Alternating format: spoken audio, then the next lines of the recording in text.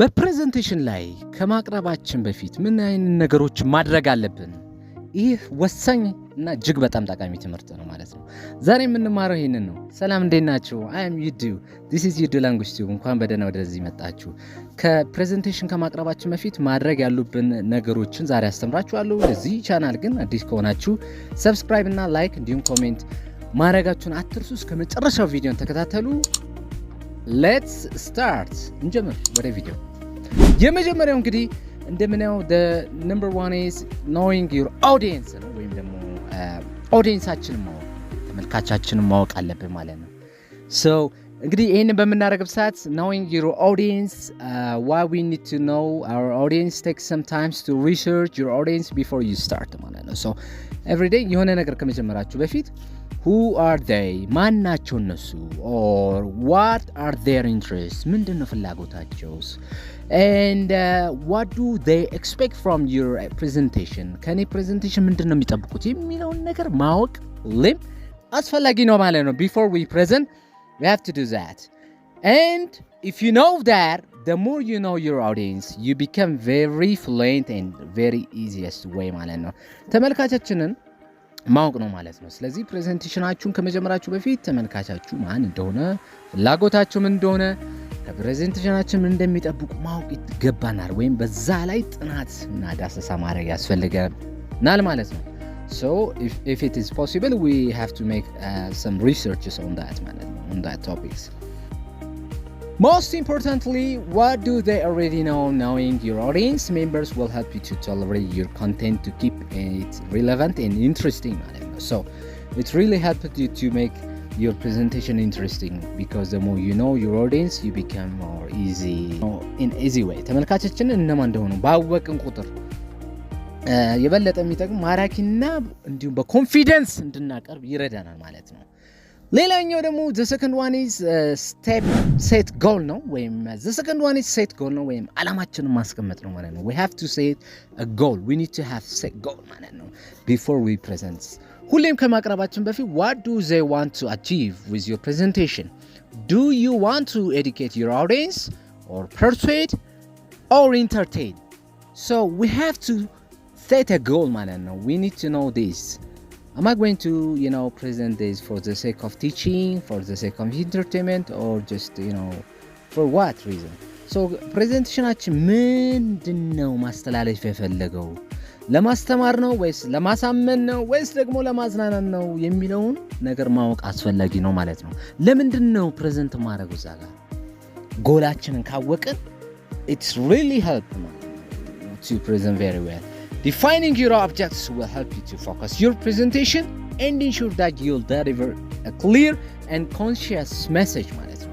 ስለዚህ እንግዲህ ይሄንን ካወቀን አላማችን ምን እንደሆነ ከተረዳን ካወቀን ግባችንን ማስቀመጣችን በትኩረት እንዲከታተለን ለማድረግና መልእክታችንን በጥሩ ሁኔታ እንድናስተላልፍ ስለሚያግዘን ወይም ስለሚረዳን ነው ማለት ነው. ስለዚህ በይበልጥ ይሄንን ማድረጋችን ይሄንን ያስገኛል. Let's go to the third one.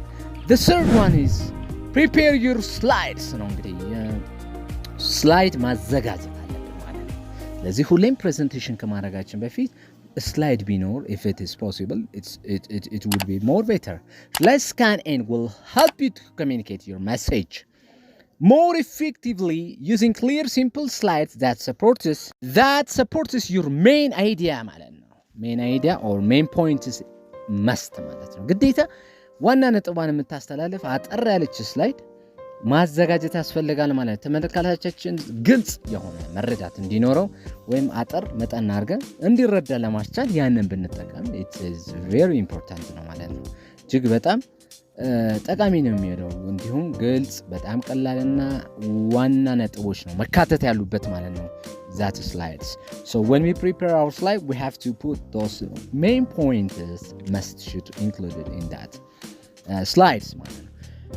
And avoid too much text or graphs as you can be distracting and overwhelming ማለት ነው. So we have to avoid that much detailed about something or much information about something ማለት ነው. በጣም ጥቅጥቅ ያለና ብዙ የሆነ ስላይድን ማዘጋጀት የለብንም። ምክንያቱም ተመልካቻችን ደስ ያሰኙ ያሰለቻል እንደገና ደግሞ ማራኪና ደስ ማይል ይሆናል ማለት ነው ፕሬዘንቴሽናችን ራይት ልክ እንደዚህ እንደምታዩት አይነት መዘጋጀት የለበትም ነጠልጠል ተብሎ በግልጽ መቀመጥ ይኖርበታል ማለት ነው the fourth one is practice until perfect ነው ወይም ደግሞ በደንብ ልምምድ ማድረግ ነው አራተኛው we have to make practice always practice can make you perfect this is a fact so this is the tip particular for those new to presenting or who tend to get nervous before they step up to the mic.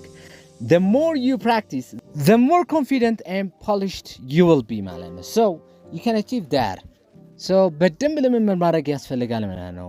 ይህ በተለይ አዳዲስ ለሆኑ ወይም ፕሬዘንቴሽን ለማቅረብ በጣም ለሚፈሩ አስቀድመው ለምምድ ማድረጋቸው የሚጠቅማቸው ብዙ በተለማመዱ ቁጥር በራስ መተማመናቸውን የበለጠ ይጨምራሉ ማለት ነው። So, ለነዚህ ሰዎች ደግሞ እጅግ በጣም አስቀድሞ መለማመን ወሳኝ ነው ማለት ነው right so practice in front of mirror ሌላኛው ነው ማለት ነው ወይም ደግሞ እንዴት ነው የሚለማመን መስታወት ፊት ቆሞ ልምምድ ማድረግ በቃ so they have to make this practice always ማለት ነው using this method and the other one is recording voice or recording yourself like video recording or audio recording ሊሆን ይችላል በመቅዳት ራስን ድምጻችንን በመቅዳት ወይም ቪዲዮ በመቅዳት መለማመድ መቻል ማለት ነው and also go through your presentation in front of a friend or family members ማለት ነው ጓደኞቻችሁ ፊት ሊሆን ይችላል ወይ በቤተሰባችሁ ፊት በመቆም ፕሬዘንቴሽን በማድረግ መለማመድ እና አስተያየት መቀበል ጓደኞቻችሁ ፊት ያላችሁን ነገር እንዲህ ነው የማቀርበው I'm going to this እንዴት አየኸው ምናምን ብለው አስተያየት መጠየቅ መቀበል ያንን ማድረግ ማለት ነው አስቀድሞ ይህንን ማድረጋችሁ እንግዲህ የሚጠቅመው identify your area where you need to improve and refine your delivery ማለት ነው so ይህንን በዋናነት የሚያግዛችሁ ምንድነው ይህን ማድረግ የሚጠቅማችሁ አቀራረባችን ለመገምገም ለማሻሻል ያሉብንን ቦታዎች ለመለየት የቱ ጋር ነው ችግር ያለበት የቱ ጋር ማሻሻል ያለብኝ የሚለውን እንድንረዳ ያረጋናል ማለት ነው so it may also help you to come up with a new and interesting point to include ማለት ነው ይህንን በማድረጋችሁ ለነሱ ስታስገመግሙ የተሻሉ ነጥቦችን አካታችሁ ዋናው ፕሬዘንቴሽናችሁ ላይ ይዛችሁ እንድትመጡ ምን ሊሆን ይችላል ማለት ምክንያት ሊሆን ይችላል ማለት ለዚህ እነዛን ነጥቦች ለማምጣት ይረዳችኋል ለዛ ነው ማለት ነው always አስገምግሙ ማሳየት ለሰው የሰራችሁትን እንዴት ነው ብሎ ማስገምገም which is best ነው ማለት ነው number 5 is manage your time ወይም ደግሞ ጊዜያችሁን በአግባቡ መጠቀም ነው so you have to manage your time and there should be a time limited when you present ማለት ነው so when you delivering your presentation it can be easy to lose track of time as good ideas come to mind or you take a pause to highlight certain points isn't it so when you get such kind of things you may stop there Marlene or you could out of the track so to just make it remove that we need to have time limitation ማለት ነው ፕሬዘንቴሽን ያው ስናቀርብ ጥሩ ሐሳቦች ወደ አይምሮአችን ሲመጡ ወይ አንዳንድ ነጥቦች ለማጉላት ስንፈልግ አብዝተን ሳናውቀው ብዙ ጊዜ ልንጠቀም እንችላለን ልንቆም እንችላለን ስለዚህ የጊዜ ገደብ ሊኖረን ይገባል ማለት ነው we need to have that right በጊዜያችን መጠቀም ነው 30 ደቂቃ ከፈጀብን በቃ almost 30 ደቂቃ መውሰድ ሌላ መውሰድ አይፈልግም make sure that now how much time you have to for your presentation plan accordingly ነው 45 ደቂቃ ነው የምፈጀው ካልክ በተቻለ አቅም 45 ደቂቃ መጨረስ አለብን right ባልነው ሰዓት አስቀድመን ተለማምደን ስንለማመድም 30 ደቂቃ ነው የማቀርበው ብዬ ካሰብኩ በቃ በዛ ሰዓት ውስጥ ለመጨረስ ምን ማድረግ ነው ማለት ጥረት ማድረግ ነው ማለት ነው ለዚህ ይሄ በጣም ወሳኝ ፓርት ነው በሰዓት መጠቀም አለብን ነው number 6 is prepare for question ነው ወይ እንጠይቅ የምንችላቸውን ጥያቄዎች መገመት ነው አስቀድመን ሰዎች ይሄንን ቢጠይቁ ምን ብዬ ልመልስ እችላለሁ if those audience asked me this and that what would I answer what would be my answer right so we have to know this your audience will have a questions and this is actually a good thing isn't it so ምናልባት ታዳሚዎች ጥያቄ አይኖራቸውም ብላችሁ መጠበቅ የለባችሁም ጥያቄዎች ይኖራቸዋል ያ ደግሞ አሪፍ ነው የተከታተላችሁ ከእናንተ ጋር እንደሆኑ ማሳያ ነው እና ደስ ይበላችሁ አይክፋችሁ ማለት ነው whenever there is a question ማለት ነው while may dear, the idea of the questions is actually underline that people were paying attention and remained engaged ማለት ነው. Yeah, as I have said, እንግዲህ እንደነገርኳችሁ በትኩረት እየተከታተላችሁ እንደነበር አንዱ ማሳያ ነው ማለት ነው። ስለዚህ if they asked you, don't be bothered or don't be panic ማለት ነው. ምንም መፍራትም አያስፈልግም መደንገጥም አያስፈልግም ማለት ነው። If you are preparing and know your topics, you can probably anticipate what may be asked, but don't panic, right? You don't have to be panic. So ታውቁታላችሁ ስለምን እንደተዘጋጃችሁ። ስለዚህ የምትጠየቁትን ጥያቄዎች አስቀድማችሁ ከተዘጋጃችሁ ልትጠየቁት የምትችሉትን ጥያቄዎች ስለምትገምቱ እነሱም ሊጠይቋችሁ ይችላል። የገመታችሁትን በዛ ሰዓት ላይ ምንም መደንገጥ አያስፈልግም። መመለስ ነው ማለት ነው ቀለል አድርጎ። ኢን ኬዝ እንኳን ዘና ብላችሁ any question ማለት ይቻላል። ወይም ባናውቀው እንኳን ጥያቄውን or ደግሞ if you don't know the answer, just be prepared to say that you will get back to them and that you need to go and look it up. ምን ማለት አለባችሁ? ባታውቁት እንኳን የተጠየቃችሁትን ጥያቄ መልሱን ባታውቁት ታየዋለህ በሂደት just በፕሬዘንቴሽን መሃል ላይ ቆይ መልሱን ታገኘዋለህ፣ ታገሰኝ፣ ጠብቅ በማለት ልትመልሱ ትችላላችሁ። ይህ አንደኛው ቴክኒክ ነው ማለት ነው። የጥያቄዎች አላቅም፣ አልችልም፣ I'm sorry ምናምን የሚሉትን መጠቀም የለባችሁም። በቃ right, because you are the one ማለት ነው። so ይሄንን ኮንሲደር ማድረግ ያስፈልጋል ማለት ነው። number 7 is the body language. ቦዲ ላንጉጅ ደግሞ በንግግር ጊዜ አካላችንም መጠቀም አለብን ማለት ነው። ቦዲ ላንጉጅ ፌታችንን፣ የእጅ አጠቃቀማችንን፣ የፊት አገላለጻችንን፣ አነጋገራችን ፓሽኔት ነው። when you talk to your audience, remember that your body language can often be effective and important as what you are saying ማለት ነው። very useful ነው ይሄ ፓርት ማለት ነው። እጅግ በጣም ጠቃሚ ነው። ለዚህ አድማጮቻችን ጋር ስንወያይ በሰውነት ቋንቋት መግለጽ ውጤታማና እጅግ በጣም ጠቃሚ እንደሆነ ማወቅ አለብን መጀመሪያ ነው ማለት ነው። ፌሻል ኤክስፕሬሽን ስለዚህ በጣም አብዝተንም ባይሆን ባንጠቀም በፌሻል ኤክስፕሬሽን አንዳንድ ነገሮችን ስንገልጽ it will be more attractive ማለት ነው። so act confidence even if you don't feel it ማለት ነው። as part of your presentation, experiment with moving around and speaking in the nature manner with hand movement and gesture ማለት ነው። so act it በቃ ኖርማል እንደሆናችሁ አክት ማስመሰል ወይም አክት ማድረግ አለባችሁ። ኢቭን ብፈሩ እንኳን ከቦታ ቦታ ዘና ብላችሁ ሙቭ በማድረግ ሄድ መለስ መጣ ሄደት በማለት አክት ማድረግ አለባችሁ ማለት ነው። ራይት ሰው እንቅስቃሴያችሁን በምልክትም መግለጽ በእጃችሁ ምንም ያልመሰለ ተፈጥሯዊ መንገድ እንደሆነ እንዳልመሰለው በተፈጥሯዊ መንገድ እንደመሰለው ናችሁ እጃችሁን ያረማመዳችሁን ቪዣችሁን እንቅስቃሴ ማካተት ያስፈልጋል ማለት ነው። this is very important. number 8 is arrive early ነው ወይም ደግሞ በጊዜ መድረስ ወይም ቀድሞ መድረስ አለብን ማለት ነው። እያወራን ያለን ከፕሬዘንቴሽናችን በፊት ነው። የሁሉ ነገር መካተት አለበት እያለን ያለን so before your presentation then so that you can set up your equipment and get familiar with the space if it's not somewhere you usually work ማለት ነው. so if the place is unknown or a stranger you may be familiar with that place if you go early ማለት ነው. so go early it helps a lot. ለዚህ ያዝነውን ዕቃ ማቴሪያሎች ለማዘጋጀት እንዲረዳን የምናቀርብበትን ቦታ የማናውቀው ከሆነ ቦታውን በደንብ ለማወቅ ለመረዳት በጊዜ መሄድ በጣም ወሳኝ ነው ማለት ነው። ራይት ነርቨስ አንሆንም። ይህንን በማድረጋችን በዋናነት የሚጠቅመን comfortable and preparing on the day of the presentation, especially if you need to set up a hybrid or fully remote meeting ማለት ነው።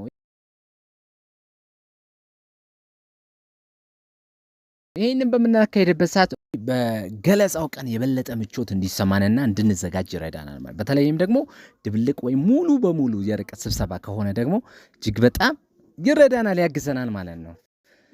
let's go to the next one. the number 9 is dress well ነው ወይም ደግሞ አለባበሳችንን ማስተካከል አለብን ወይም በደንብ መልበስ አለብን ማለት ነው። so how we dressed up ማለት ነው. if we dressed up, you're dressing in a matter a lot in your presentation.